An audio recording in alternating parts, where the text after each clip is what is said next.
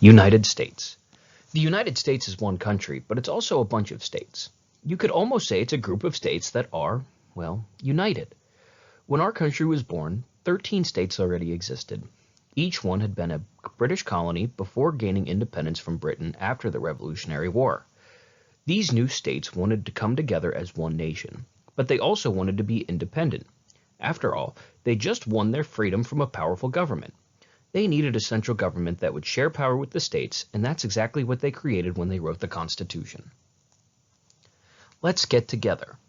Each state already had its own government and court system, so the new Americans weren't exactly running amok. But if the new United States was going to be able to deal with other nations, it needed one government that would speak for the entire country. It also needed one central government to do things like declare war on other countries, keep a military, and negotiate treaties with other countries. There also needed to be federal courts where citizens from different states could resolve their disputes. Government on two levels. The United States Constitution creates a central government known as the federal government. The federal government deals with issues that affect the entire country. Each state also has its own state government that handles the affairs of that state. This division of power between a central government and state governments is called federalism. The federal government gets all of its power from the Constitution. In order to keep the federal government from becoming too powerful, the Constitution says that any power not given to the federal government is a power the states or the people keep for themselves. These powers are said to be reserved to the states. There are also a few powers that both the states and the federal government share. These are called concurrent powers because concurrent means happening at the same time. The Supremacy Clause. Before the Constitution, the United States tried another type of government that was very weak. It wasn't able to get much done because states could just ignore all the laws it passed, and they did. The Constitution has some very important language to prevent this. The Constitution and the laws of the United States shall be made in pursuance thereof shall be the supreme law of the land. That means that the federal laws passed by Congress are supreme. They are superior to state laws. The founders of our country learned from experience that this was necessary in order to give for the federal government to keep the power the Constitution gives it. Federal power, expressed powers. The Constitution gives Congress two types of powers. The most obvious type is expressed powers. When you express yourself, you state how you feel. Similarly, expressed powers are actually stated or expressed in the Constitution. Each branch has expressed powers, but you mostly hear this term in reference to Congress. That's because the Constitution gives a long list of powers that Congress has. For example, Congress has the power to coin money, declare war, and establish immigration laws. Some of the president's expressed powers include negotiating treaties with other countries, nominating justices to the Supreme Court, and pardoning people who have committed a federal crime. Federal power, implied powers. Implied powers are not expressly stated in the Constitution. When you imply something, your intention is clear even though you don't actually say it. For example, if you have permission to go to the mall, you probably also have permission to go into the stores in the mall. Permission to go into the stores is implied. In the Constitution, the implied powers of Congress come from the Necessary and Proper Clause. This is a part of the Constitution that says Congress may make any law that is necessary and proper for carrying out its expressed powers. So the Constitution doesn't say Congress has the power to create a postal service website, but it does say Congress can establish post offices. Permission to create the website is implied because it is necessary and proper to running the post office. Federal power in action. Sometimes Congress exercises powers it does not appear to have. The Civil Rights Act of 1964 is a good example. Congress wanted to prohibit racial discrimination in America, but that's not on the list of powers that Congress has. So how could Congress do this? They did it by finding a link between racial discrimination and interstate commerce, something Congress does have power over. The Civil Rights Act prohibits racial discrimination by any facility that has anything to do with interstate commerce, which almost everything does. Finding these kinds of links is how Congress takes many actions that, at first, appear to be beyond its power. Today's federalism debate. Just as when the nation was born, many people today are concerned about a powerful federal government. They worry that their freedom will be limited if the federal government makes decisions that should be made by local governments. At the same time, others worry that some issues need one decision that applies to everyone. They believe that it isn't fair when some states do more or less to address a problem than other states. If you follow the news, you'll see the federalism debate everywhere. Does the federal government have the power to pass laws about guns, healthcare, schools? The variety of opinions on these questions are all part of the 200-year-old struggle between federal and state power. If not federalism, then what? When the founders wrote the Constitution, they could have chosen any type of government. What if they had chosen something else? Would it have lessened the power struggle between the states and the central government? Maybe, but there are benefits and drawbacks to any type of government. The following activity compares federalism with the other two forms of government. Read about each type and mark each characteristic with an S if it's a strength and a W if it's a weakness. What role does the central government play? While I'm going through the next three examples, I am going to be giving you two answers for each, and what I would like you to do is figure out the answer for the other two on your own. So continue to follow along with what I'm doing. I'll describe why I am picking strength or weakness for each option. Federal, set of chairs. The states and central government must work together and balance each other out, like a set of chairs around the table. A federal form of government splits power between independent states and the central government. The power rests in both places, and each gets its authority from a governing document like the U.S. Constitution. Independent branches inside the central government may also share power. There is national unity, but local governments can act as well. Citizens have more opportunities to be heard. Services can be duplicated by different levels of government. Disputes occur between national power and states' rights. Let's pick a strength out of those. Well, wherever I see there is national unity, but local governments can act as well, that means that they are sharing powers and that more people's needs can be met. So I'm going to go ahead and call that one a strength. Of the remaining three, I need to pick one weakness. And I'm going to go with services that are being duplicated by different levels of government. The reason why that's a weakness is that it's inefficient, that it would be more effective if only one or the other would take care of a certain thing, but when they're both doing it, it can lead to further conflicts, and overall, people may not even get the help that they need because there's just too much going on. Confederal, many different chairs. A confederation of states is like a bunch of different chairs grouped together. They hold power independently but work collectively. The confederal form of government is an association of independent states. The central government gets its authority from those independent states. Power rests in each individual state whose representatives meet to address the needs of the group. America tried a confederal system before the Constitution. It didn't work because the states did not give the central government enough power to do its job. Keeps power of the government at the local level. States cooperate without losing their independence. Central government may be too weak to be effective. Laws may differ from state to state. No uniformity. I'm going to pick my strength and weakness. Let's start with our strength. Keeping the power of government at a local level can be a very good thing because it means that the government is more reactive to what's going on and it can better help its citizens because it's closer to the citizens. Our weakness from this list can be that a weak central government can be a huge, huge problem, which we saw when we discussed the Articles of the Confederation. Whenever the government needed to get something done, it did not have the power to do that. And our last one is a unitary form of government, one big chair. A unitary government is like one really big chair with all the government's power sitting in one place. In a unitary form of government, all power rests in a central government. The government may be divided into states or other subunits, but they have no power of their own. For example, England depends on its parliament, a legislative body, to create and enforce laws in the country. The leader of the nation, the prime minister, is a member of the parliament and does not have any more power than its members.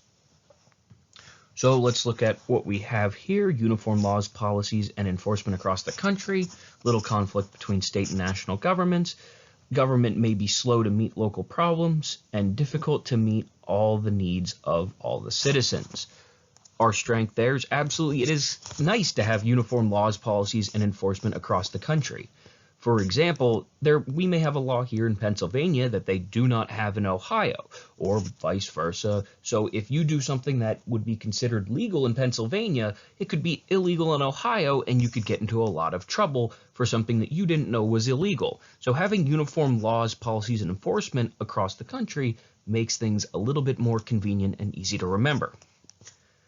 For our weakness, government may be slow to meet local problems. It's like the opposite of the confederal system, where the government is a little bit closer to the people and can respond to problems much easier. On the other hand, a unitary system is going to be slow because it is so much larger and a little bit further away from the people. Here's what you need to do to make sure you finish everything you need to do today. Number 1, take the quiz. You know the deal with the quizzes. 3 questions, 6 points total, 1 point just for answering a question, 2 points for getting it right, 0 points for not getting it done on time. Open book, open note, and open internet. Find your answers where you can get them. Go back and listen to the video to find answers or check out the reading on your own, and then you want to complete the review activities. They are checked for completion. Answers are provided on the following slides, along with guidance and instruction to find correct answers. There is always feedback submitted for your review activities. Let's get started going over our review sheet for the federal and federalism. A, crossword. Use what you learned in the reading to complete the crossword puzzle. I want you to treat this crossword puzzle as a can-do. I'm not going to go into it in too much detail. We'll do one together with you. The type of government where the central government has all the power, that is a unitary type of government. So you need to tell me the rest of these. So tell me what type of government where the states and the central government share power, the name for the powers that both states share, and just go ahead and go down through this list. This is a can-do. If you finish everything, you're more than welcome to take on the puzzle, but I'm not going to require it. The next one are strengths and weaknesses. Read each description of federalism. Does it describe a strength or a weakness? Label each line with an S for strength or W for weakness. I can tell you right now that one of your multiple choice quiz questions is based on this question. So number 1, sometimes there is a disagreement about whether states or the federal government is responsible for solving a certain problem. So the key word in that is disagreement. Now sometimes disagreement can be good where you talk something out, but if there's a disagreement over who to solve a certain problem or who should solve it, well, maybe that problem won't get solved. So that sounds kind of like a weakness. When different levels of government provide the same service, the delivery of that service may not be as coordinated and efficient as possible.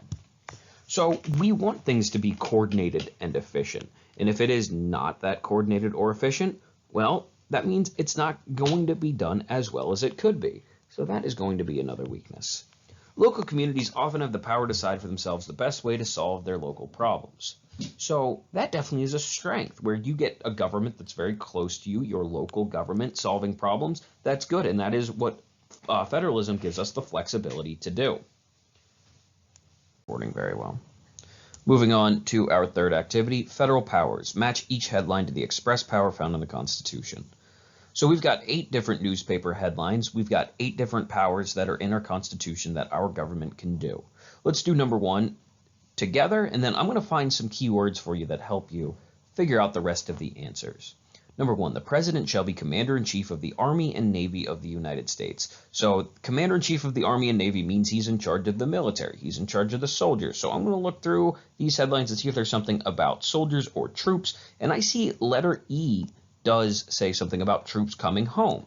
So because he is the Commander-in-Chief of the Army and Navy, I know that this is talking about troops. So E would be the correct headline there. Number 2, the Congress shall have the power to establish a uniform rule of naturalization. Naturalization means immigration and becoming a citizen. So if I look through all these headlines, I see that there's one that talks about immigration, and that is letter H, agreement reached on new immigration bill. Moving on, we have the judicial power shall extend to all cases arising under this Constitution, the laws of the United States, and treaties made under their authority. So we're talking about judicial power here. We're talking about anything that talks about courts or the Supreme Court. That is going to be our answer there. Our next one talks about coining money, making money, printing money. So look for anything that has to do with money there. He shall take care that laws be faithfully executed. So let's think about that one. The president is the head of the executive branch. Think about what the executive branch does. Number 6, the Congress shall have the power to lay and collect taxes on income. So look for something about collecting taxes. Number 7, the Congress shall have the power to exercise exclusive legislation in all cases whatsoever over such district, and the key word is district, as may become the seat of government of the United States. So think about what is our capital as a country. That is the district they are talking about. And then the last one, the Congress shall have the power to borrow money on the credit of the United States. So look for one that has to do with borrowing money. Moving on to our last activity, different governments. Imagine you are in charge of creating a government for a brand new country. Which system would you choose if? So we're going to pick A, federal, B, confederal, or C, unitary, and you are going to tell me which one would best work in that situation. So a federal government is a balance in power between the states and a national government. So anything that talks about a balance would be a good idea there. A confederal system is where the states have all the power and smaller governments have way more control than a national government. And a unitary gives all their power to a strong national government. So you want your central government to have the most power. Well, as I just said, a unitary government has the most power. Or if you want all the laws to be the same, a unitary government might not be a bad idea there as well. What if you want the central government to have the least power? Well, you want a confederal system of government. So go through here. I haven't used federal yet, and that's our system, so make sure you're picking those out very easily and just work through these remaining questions. If you have any questions, please ask, but otherwise you're going to go ahead and work through this. And if you have time, listen to the last little bit of the video after this, which will help you whenever it comes time for us to do our Venn diagram activity as a class. Go ahead and get started. You know what to do. Federal Powers Cheat Sheet. All of this is from Article 1, Section 8 of the U.S. Constitution and tells you what the U.S. government can do. The Congress shall have power to lay and collect taxes, duties, imposts, and excises, to pay the debts and provide for the common defense and general welfare of the United States, but all duties, imposts, and excises shall be uniform throughout the United States. To borrow money on the credit of the United States, to regulate commerce with foreign nations among the several states and with the Indian tribes, to establish a uniform rule of naturalization and uniform laws on the subject of bankruptcies throughout the United States, to coin money, regulate the value thereof and of foreign coin, and fix the standard of weights and measures, to provide for the punishment of counterfeiting the securities and current coin of the United States, to establish post offices and post roads, to promote the progress of science and useful arts by securing for limited times to authors and inventors the exclusive right to their respective writings and discoveries, to constitute tribunals inferior to the Supreme Court, to define and punish piracies and felonies committed on the high seas and offenses against the law of nations, to declare war, grant letters of marque and reprisal, and make rules concerning captures on land and water, to raise and support armies, but no appropriation of money shall be for a longer term than 2 years, to provide and maintain a navy, to make rules for the government and regulation of the land and naval forces, to provide for calling forth the militia to execute the laws of the Union, suppress insurrections, and repel invasions, to provide for organizing, arming, and disciplining the militia, and for governing such part of them as may be employed in the service of the United States, reserving to the states respectively the appointment of the officers and the authority of training the militia according to the discipline prescribed by Congress, to exercise exclusive education in all cases whatsoever over such district, not exceeding 10 miles square, as may, by secession of particular states, and the acceptance of Congress become the seat of the government of the United States, and to exercise like authority over all places purchased by the consent of the legislature of the state, which shall be for the erection of forts, magazines, arsenals, dockyards, and other needful buildings, and to make all laws which be necessary and proper for carrying into the execution of the foregoing powers, and all other powers vested by this Constitution in the government for the United States, or in any department or officer thereof. Woo!